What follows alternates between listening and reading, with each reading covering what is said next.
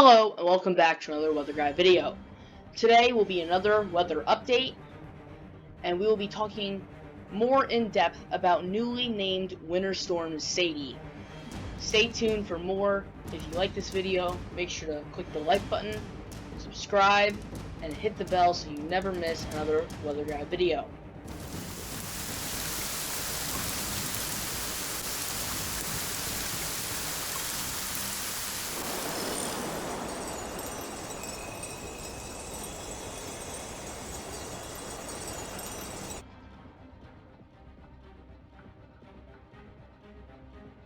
So here we are. I am on weather.gov, the National Weather Service. This is their radar.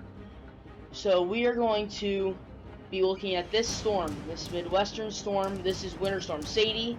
Now this does not show any snow, but it is in this area up here, with this section down here being our more severe threat. You can see in areas like Oklahoma, like this squall right here, and then this cell over there, some areas in this cluster as well. There are some pretty intense thunderstorms that are going to be riding along with this storm, but the severe threat becomes more of an issue when we get to the very tail end of the storm. Right now we're just watching a significant snow event across areas like Nebraska, Iowa, Missouri, Illinois, and even into Indiana, as well as in the future Ohio, Pennsylvania, New York, and then into the northern New England region. Southern New England and major metro areas will most likely be seeing rain from this system, but there is a possibility that some areas in maybe Westchester County of New York or Connecticut, Rhode Island could see some snow, but most of the snow and the accumulating snow will be in Massachusetts, Vermont, New Hampshire, and some parts of lower Maine. So here we are on the NAM 3-kilometer model.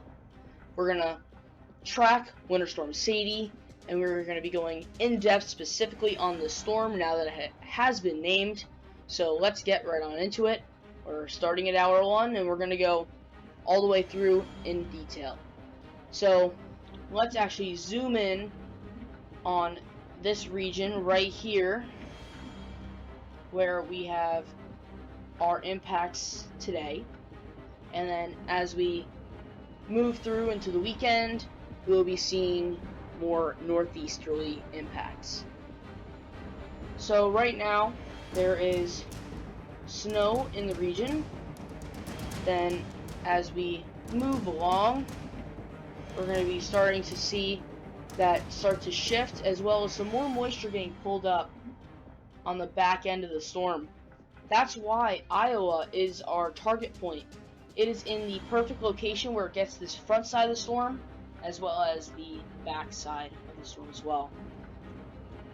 And Iowa, especially areas in southern Iowa, will be getting a significant period of snowfall over the next few hours, and then it finally moves off at about 7 a.m. So when you're watching this at 8 a.m., it's mostly moved through Iowa, and it completely exits the state at about 11. Then as we continue throughout the day on Friday, we continue to see this developing line of thunderstorms, as well as that swath of snow. Areas like Cleveland, Detroit, and then also Chicago. Pittsburgh might be on the line, could be switching from snow to rain, but this specific area of northern Ohio, Indiana, Illinois, southern Michigan, a very small, narrow band of snowfall will be impacting the region. Then that'll all eventually move out with this line of thunderstorms that we're going to talk about a little bit later developing as well. So now, while we're here is the total positive snow depth change for the region. So now, this event has already been occurring for a couple of hours when I'm filming this. So we're looking at maybe 3 to 5 more inches across this area. So some areas in Iowa might be seeing near 5-6 inches of snowfall. Major metropolitan areas like Chicago might be seeing an inch. Detroit maybe 1 to 2 inches, and Cleveland maybe about 1 inch. Then you have like the Quad Cities might get a decent amount of snowfall. Then areas in, the main metropolitan areas of Nebraska might not get hit, but some areas in southeastern Nebraska might get hit a little bit harder. But we're just watching this nice strip of snow, and that's really the target point, and that's really the focus of Winter Storm Sadie. Now, I want to look into wind impacts, and we're actually going to go all the way back to hour 1 for this, and we're going to kind of go into a little bit more detail. Some higher winds in areas of Kansas, but we have like this dipping trend, and that's going to continue with some higher winds right behind the storm. That's basically all I wanted to cover there. So with that, let's move on to the northeast. Now I'm going to go back a little bit, where we have right here, which is at Eastern Daylight Time. This is 4 a.m. Friday morning. So as we start throughout the day, some snow will be moving into Pennsylvania and New York, as well as rain moving into areas in Jersey, the southern 2/3 of Pennsylvania, and as we move throughout the day, Connecticut, Rhode Island, Massachusetts, and then into areas of Vermont, New Hampshire, and southern Maine.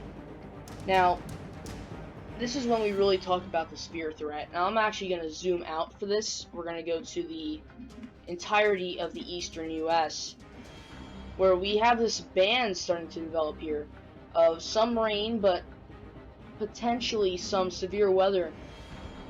And that intensifies as this low pressure moves off the coast, specifically right here, where some areas in Virginia and North Carolina could be seeing some significant severe thunderstorms, as well as Florida getting some severe thunderstorms as well. And that all moves off the coast. So let's go back to the continental US, and for the rest of this, we're just going to start to see this next system load into the NAM 3-kilometer model over the next few days. Now, I want to move into the NAM 12-kilometer model, where we're just going to go from hour 60 and move through. So you have this next severe threat, and then that's just going to move across, and then more moisture is going to get pulled up out of the Gulf. So you have this first area of lower pressure, then you have this next area of severe weather kind of pushing in behind that area of lower pressure, and then that all moves off the coast as well. This kind of combines forces with this band of snow and rain coming down from Canada, and then a low pressure will develop right behind it, and these two will kind of move in a similar pattern to each other. So that is all we have for the NAM models.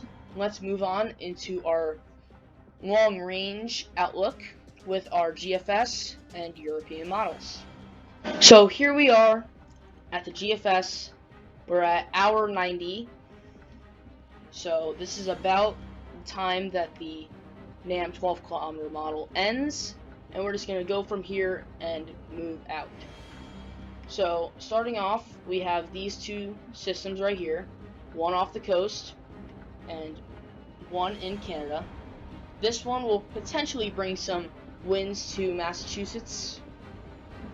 This, on the other hand, could see some snow showers, rain showers in the Great Lakes region, but mostly going to be staying up north at the moment. And that all moves through. Some clip of snow and rain in the northeast, as well as this area behind it. It all just moves through.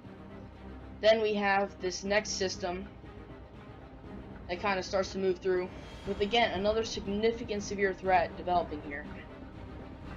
And then we also see that move off the coast, and then just a parade of storms, all of these coming from the northwest and into the plains, and then all developing severe threats in front of the low pressure.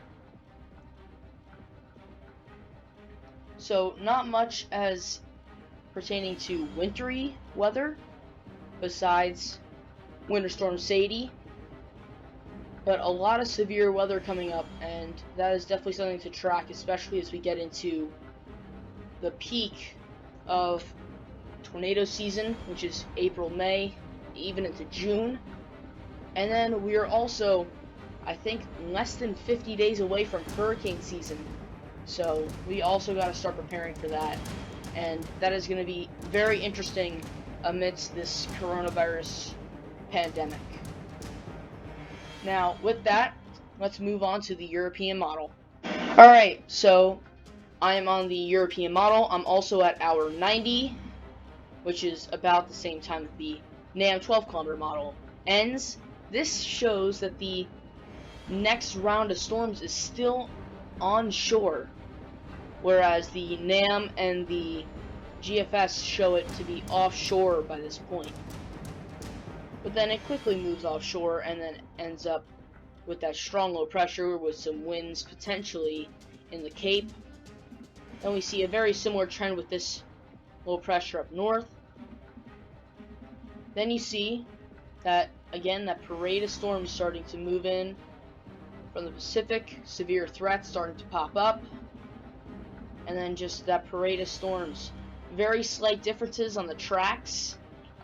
A possible northeast soaker here on April 23rd to the 24th, and then that really is it for this model, because it only goes out to 240 hours.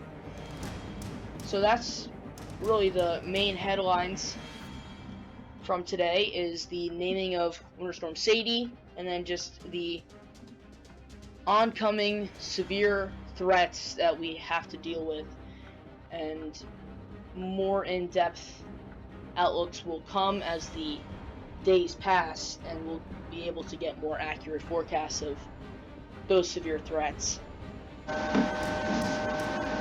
Thank you guys for watching.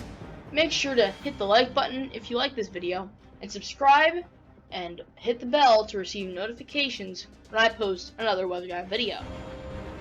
As always, stay safe, and I'll see you guys next time.